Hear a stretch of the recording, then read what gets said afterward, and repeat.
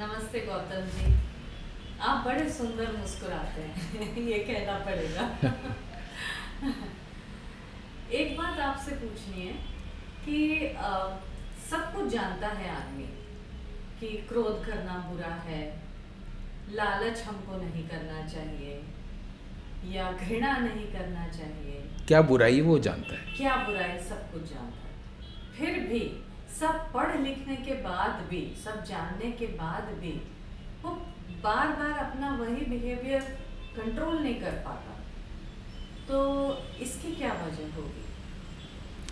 पहले जो वाक्य था ना, वो बुराई को जानता है और उसको पता है कि वैल्यूज़ क्या है, और वैल्यूज़ के लिए किताब नहीं पढ़ना पड़ता। अच्छा। जैसे मान लीजिए कि आज से 3000 साल पहले किसी की दुकान थी, कोई जनरल स्टोर्स की या पंसारी की, तो जो दुकान का मालिक था उसने कोई बच्चा काम पर रखा होगा, तो उसने कुछ एक्सपेक्ट किया होगा। क्या एक्सपेक्ट किया होगा कि सही समय पर आएगा, रोज आएगा, दुकान का ताला खोलेगा, कर्मठ होगा, पैसा चुरा के नहीं जाएगा, आलसी नहीं होगा, झूठ नहीं बोलेगा, काम करेगा, है ना। ये वैल्यूज़ 3000 साल बाद आज कोई पंसारी दुकान खोलेगा, एक बच्चे को रखेगा, वो भी यही वैल्यूज़ एक्सपेक्ट करेगा। तो इस वाले पंसारी को 3000 साल वाले ने बताया नहीं है कि या किताब में लिख के नहीं गया है कि तुम उस बच्चे से ये वैल्यूज़ एक्सपेक्ट करो कि झूठ ना बोले, ऑनेस्ट हो, यानी कि ऑनेस्ट हो, सच बोले, और चोरी ना करे, कर्मठ हो, लगनशीलता हो, हंसमुख स्वभाव का हो, पलट के जवाब ना दे। वैल्यूज सेम है। ये एक कुछ वैल्यू सिस्टम, इसको वैल्यू सिस्टम कहते हैं लोग। सोशल वैल्यू सिस्टम को वैल्यू सिस्टम बोलते हैं। मेरा कहना है कि जो वैल्यू सिस्टम है कहाँ से आया, वो उस वक्त से इस वक्त तक अपने आप चला रहा है। ये किसी ने किसी को हस्तांतरित नहीं किया, ये अपने आप आदमी में है। वो उम्मीद करता है दूसरों से कि वो ऐसा ऐसा उसके प्रति करे, वफादार हो, विश्वसनीय हो, ऑनेस्ट हो, आदि आदि, है ना। अब उसको ये पता है कि ये सही है, इसलिए जब वो खुद ऐसा नहीं कर पाता तो उसको वो गलत लगता है, वो कहता है ये गलत है। तो पहला वाक्य जो आपने कहा कि आदमी को बुराई पता है कि बुराई क्या है, वो इस तरह से पता है क्योंकि उसके पास सेंस ऑफ वैल्यू है। जब वो खुद नहीं कर पाता तो उसको लगता है कि ये गलत है, ये बुराई है। अब वो जो पढ़ाई करता है तो वो तो इकोनॉमिक्स पढ़ रहा है, सोशियोलॉजी पढ़ रहा है, क्वांटम फिजिक्स पढ़ रहा है, उसमें तो बताया नहीं जा रहा है कि वो गुस्से को कैसे कम करे, दुख को कैसे कम करे, इरिटेट हो रहा है तो उसको कैसे कंट्रोल करे। तो पढ़ाई नहीं जा रहा है उसको ना, ह्यूमन बिहेवियर का उसको स्टडी नहीं कराया जा रहा है। ह्यूमन एनाटॉमी का स्टडी हो रहा है। फाइन आर्ट्स में कोई व्यक्ति आके बैठ जा रहा है, लड़के लड़कियां उसको देख के ड्रॉ कर रहे हैं। ह्यूमन एनाटॉमी, माइंड तो जान ही नहीं पा रहे हैं। तो अभी तक आज हमारे रूपंकर कलाओं में भी, फाइन आर्ट्स में भी कभी भी किसी ने माइंड का चित्र नहीं किया, तो है ना। बार-बार ये घर के परिवेश पर क्यों होता है? आ रहे हैं उसी पर। इस बात पर गौर करिएगा कि हम लोग जो पेंट करते हैं, चित्रकारों ने पेंटिंग किया, वो बाहर का किया। स्कल्पचर बने तो बाहर को देख के किया, कभी माइंड को नहीं किया पेंटिंग में, स्कल्पचर में, कहीं भी। क्योंकि बॉडी मेमोरी बनती है ना, माइंड मेमोरी नहीं बन पाती है आदमी में। फिर से बताइए इसको। मैंने कहा कि आप किसी भी विजुअल आर्ट्स फैकल्टी में चले जाइए यूनिवर्सिटी में, तो वहाँ पे एक मॉडल आता है, वो कपड़े उतार के बैठ जाता है या खड़ा हो जाता है। सारे लड़के लड़के उसको देख के एनाटॉमी बनाते हैं, माइंड नहीं बनाते। माइंड बनाना नहीं सिखाया जाता है।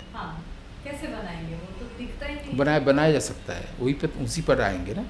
उसका स्टडी नहीं हो रहा है, इसलिए तो वो गुस्सा कर रहा है, घर में इतना प्रभावित हो रहा है।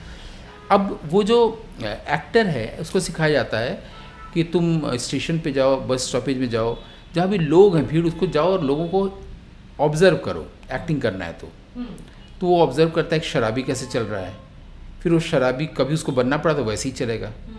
लेकिन ये बॉडी मेमोरी है। उस शराबी का मन बहुत अच्छा हो सकता है, उसको माइंड जाना ही नहीं। तो ये इमिटेशन हुआ, और इमिटेशन इज़ नॉट आर्ट, ठीक है। अब माइंड की मेमोरी जो कि नहीं हो सकती किसी की, क्या हो सकती है, हम किसी के भीतर क्या है उसको कैसे जाने। लेकिन लोगों ने वो देखा है महापुरुषों को कि महापुरुष ऐसे होते हैं, फिजिकलिटी भी देखा, उसके बारे में कुछ उसका कैरेक्टरिस्टिक तय कर दिया कि जिस अजानु बाहु होगा, बाहु माने ये है जिसकी घुटने तक हाथ हो, वो महापुरुष के लक्षण होंगे, कान बड़े होंगे, ऐसा ऐसा होगा। उसको ध्यान में रख के लोगों ने बुद्ध की प्रतिमा बनाई। प्रतिमा निर्माण की जो प्रविधि है कि उसका शोल्डर यहाँ से कितना दूर होगा आदि आदि, वो तो उसने अध्ययन किया, व्याकरण जाना। लेकिन महापुरुष का हाथ पांव कैसा होगा, ये महापुरुषों का अध्ययन ऑब्जर्व किया गया। तो महापुरुषों को जो ऑब्जर्वेशन किया गया तो माइंड रीडिंग ही हुई है वो, है ना, क्योंकि महापुरुष ऐसा बिहेव करता है। बिहेवियर जब भी आएगा तो फिजिकल उस रूप में ही करेगा ना, जो उसका जो एब्स्ट्रैक्शन है वो रूप में ही रिफ्लेक्ट कर रहा है। अब आते हैं उस बात पर कि आदमी इतना पढ़ लिख कर भी इतना गुस्सा करता है, इतना घृणा करता है, लालच करता है, चोरी करता है, क्यों?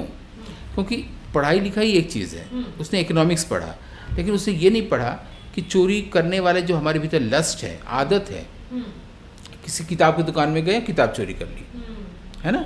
तो क्लिप्टोमेनिया जो मैनिया डेवलप हो गया उसको कैसे हटाए? वो जानता है कि बुराई है, वैल्यू क्या है उसको पता है, इसलिए ये गलत है, इसको पता है, कंट्रोल नहीं कर पाता, है ना। तो दरअसल क्या है कि वो जो कुछ पढ़ रहा है, इकोनॉमिक्स, पॉलिटिकल साइंस, फिलोसॉफी, बड़े बड़े महापुरुषों की जीवनियाँ, कुछ भी जो पढ़ रहा है, रामायण महाभारत, दरअसल वो उसमें से चीज़ें ले रहा है वो ले ही नहीं रहा होता है। जो चीज़ आ रही है, रामायण की अच्छी बात, महाभारत की अच्छी बात, और जो वो है उसके बीच में एक और चीज़ होती है, एक और सत्ता होती है उसके भीतर, उसको कहते हैं ईगो। तो ये सारा चीज़ ईगो ऑब्जर्व कर ले रहा है और उसको ये भ्रम दे रहा है कि उसने जान लिया है, वो जानता ही नहीं है दरअसल। उसका ईगो के कारण वो कहता है मैं जानता हूँ, ये उसका जानना हो गया। तो चूंकि ईगो है, अपने आप में पहली बुराई तो यही हो गई। ईगो है इसलिए हर्ट हो रहा है कि मैं इतना बड़ा प्रोफेसर हूँ और ये मुझसे ऐसे बात कर रहा है। तो ईगो है का मतलब है उसके पास सेल्फ इमेज है, तो उसका सेल्फ इमेज कोई डिस्ट्रॉय कर रहा है, इसलिए हर्ट हो रहा है। तो उसने कभी ये नहीं सोचा कि जो हर्ट हो रहा है ये क्या हर्ट हो रहा है, मैं या इमेज। जैसे एक फिल्म है नायक, सत्यजीत रे की, उसमें नायक जा रहा है और स्टेशन में खूब भीड़ लग रही है उसको ऑटोग्राफ लेने के लिए, और भीतर नायक और एक रिपोर्टर बैठी हुई है, सब हो रहा है। ये सब देख के अचानक वो एक छोटे से बच्चे के सामने आ जाता है। तो बच्चा सोचता है इसको इतना भीड़ इस क्यों है, वो उससे बोलता तुम कौन हो।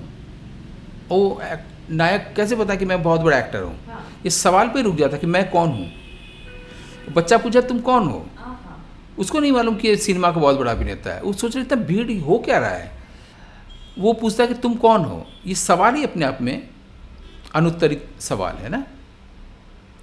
तो उसके लिए वो नहीं मालूम, वो जानता है कि मैं नायक हूँ, वो भी नहीं जानता कि मैं कौन हूँ ना, इसकी तलाश कभी उसने की नहीं है। उसका सी ईगो है और उसका हर्ट हो सकता है कि तुमको पता नहीं कि मैं कौन हूँ, तुमने मुझे कहा तुम मुझे ज्ञान दोगे। ये सारे जो वाक्य हैं हम लोग के, तुम मुझे बताओगे, तुम मुझे ज्ञान दोगे, हम कभी मुझे पर स्ट्रेस है, कभी तुम्हें पर स्ट्रेस है ना। सेंस ऑफ सेपरेशन कितना स्ट्रांग है। जब हम हर्ट होते हैं तो क्या हर्ट होता है, किडनी, लीवर, पैंक्रियाज। हर्ट क्या होता है, सेल्फ इमेज। हमने इमेज बना रखी है कि मुझे पूरा नाट्यशास्त्र आता है, मुझे संस्कृत आता है, मुझे मैथमेटिक्स आता है, और अचानक कोई बच्चा बोले कि तुम एक छोटा सा कैलकुलस का ये जो सवाल है इसको सॉल्व नहीं कर पाए, क्या तुम पढ़े हो, प्रोफेसर हो, वो हर्ट हो सकता है। और अकेले कमरे में सोच सकता है कि इस बच्चे का मैं ये सॉल्व नहीं कर पाया, हर्ट भी होगा। तो दरअसल वो उसका कुछ नहीं हर्ट होता है, वो उसके पास जो ज्ञान है उसके ईगो तक ही ठहर गया है, इतनी सेल्फ इमेज तक। तो उसका ये ईगो है जिस कारण से वो गुस्सा करता है, दुखी होता है, उसका मैकेनिज्म वो नहीं जानता है। वो तो हर्ट हो ही नहीं रहा है, वो तो गुस्सा हो ही नहीं रहा है, क्योंकि उसने तो ज्ञान लिया ही नहीं अभी। ईगो ने ऑब्जर्व कर लिया है, ईगो को लगता है कि हमने इतना कुछ जान लिया, विश्व का सब पढ़ाई कर लिया, सब कुछ कर लिया। लेकिन ईगो का ही मूल नेचर है गुस्सा करना, ऑडेशियस होना, एरोगेंट होना, है ना, इंसल्ट करना, वायलेंस करना, हर्ट करना, हर्ट होना। ये तो ईगो का ही तो कैरेक्टरिस्टिक्स है ना। और ईगो ने ही जाना है कि सदा सत्य बोलना चाहिए। विवेकानंद पढ़े हैं, रमन महर्षि पढ़े हैं, तो ये पढ़ने के बाद ईगो और स्ट्रांग हो गया, यानी बुराई ही स्ट्रांग हुई है ना। ये तो बहुत ही उल्टी बात हो गई। हाँ।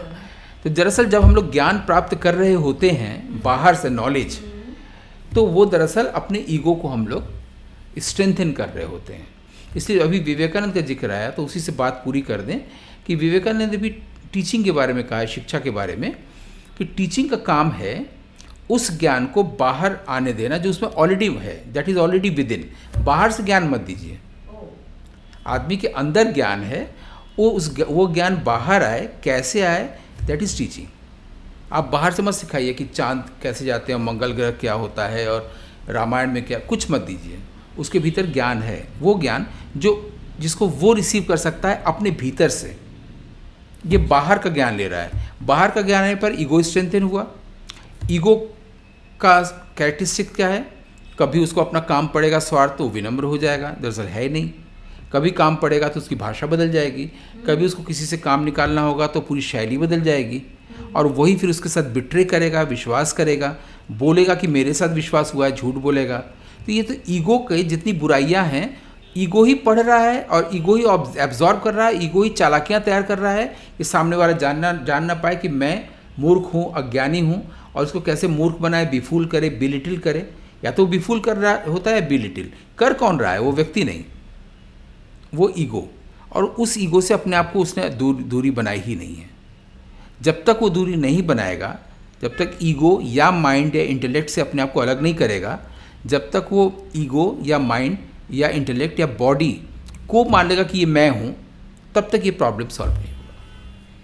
तो actually ego is a barrier so that you should not know yourself. Exactly. And by having a very inflated ego, if one could say, it is creating a kind of a delusion, एक भ्रम की स्थिति हर मनुष्य के अंदर बनने लगती है कि वो अपने आप को देखता है कि मैं ऐसा हूँ, मगर वो होता कुछ और। Ego causes destruction of everything, of life. Ego causes death. Ego causes death. वो ईगो से अलग होगा तो वो कभी मरेगा नहीं, वो व्यक्ति, वो तो ऑलरेडी अमर है जी। उसका जन्म ही नहीं हुआ है, तब वो ये जानेगा। तो उसका अंत कहाँ से होगा? उसी चीज़ का अंत होगा जिसका आरंभ हुआ है। ईगो का आरंभ हुआ है, ईगो का अंत होगा।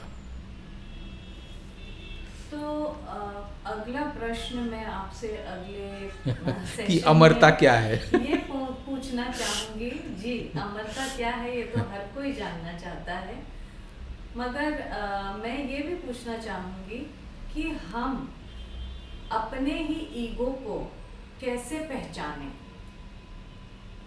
अगर ये स्पष्ट हो गया है हाँ, कि ईगो हम नहीं है, हाँ, तभी पहचानने की कोशिश करने की पढ़ाई कर सकते हैं ना। हाँ, तो वो जब भी बाहर से देखने जा रहा है, आपने कहा ना बैरियर है, हाँ, ईगो बैरियर है। हाँ, ईगो किस तरह से बैरियर है? इस तरह से बैरियर है, जब मैथमेटिक्स पढ़ रहे हैं तो ईगो ने पढ़ लिया, हाँ, लेकिन ईगो का अपना कैरेक्टरिस्टिक तो रह ही गया ना, एरोगेंट होना। जी। ईगो ने ये पढ़ लिया कि पॉलिटिकल साइंस क्या होता है, ईगो ने ये पढ़ लिया कि जे कृष्णमूर्ति क्या कह रहे हैं, रमन महर्षि क्या कह रहे हैं, उसे एब्जॉर्व कर लिया, सही एब्जॉर्व किया है, हाँ, इंटेलेक्ट का यूज़ करके, प्रतिभा का इस्तेमाल करके। लेकिन ईगो का अपना जो इंट्रिंसिक नेचर है कि हम इंसल्ट कैसे कर सकते हैं, वो तो रह गया। इस व्यक्ति तक तो वो मैथमेटिक्स जे कृष्णमूर्ति की बानी आई ही नहीं ना। बिल्कुल। अब वो ईगो से अपने आप को कैसे अलग करके देखे कि ये ईगो है, ये मैं नहीं हूँ, मैं ये हूँ, इस पर हम लोग आगे बात कर सकते हैं जी। और हर एक व्यक्ति के अंदर ईगो अलग तरह से रिफ्लेक्ट करता नहीं। है क्या? ऐसा नहीं। Same content of consciousness is ego. Okay. सब में एक ही चीज़ है, वो जन्म से ये ले आया है। जन्म से ले आया का मतलब पीछे 3000 साल से, 5000 साल से वो इसी को कैरी कर रहा है, और उसको जन्म इसलिए मिला है, मनुष्य का जन्म, इसी से वो मुक्त हो। उसके बाद जो सेल्फ फॉरगेटफुलनेस है, वो ये नहीं जानता कि मैं कौन हूँ, मैं शरीर हूँ मान लिया है और अपने आप को भूल गया है। यही उसका अज्ञान है, यही उसका प्रमाद है। इसके अलावा और कुछ अज्ञान, आलस्य, प्रमाद होता नहीं। वो आलसी है, इसलिए अपने आप को नहीं जानना चाह रहा है। वाह, बहुत ही सुंदर तरीके से आपने इसको समझाया। धन्यवाद।